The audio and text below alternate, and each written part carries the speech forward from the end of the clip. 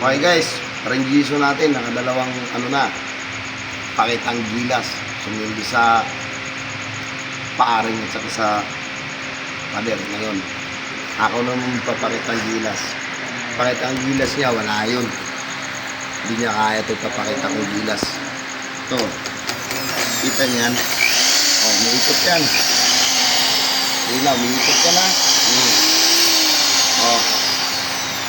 Ito, huwag gayahin ng mga bata ha. Oh, wakakot yan. Oh. Yan lang yung wire na yun ha. Baka mamaya sabihin nyo, may switch yan. Ayan o.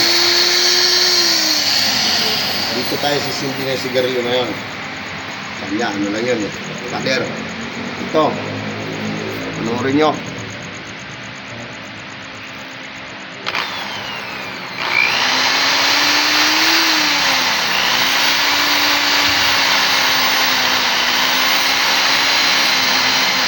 Ano? Okay ba? Ha?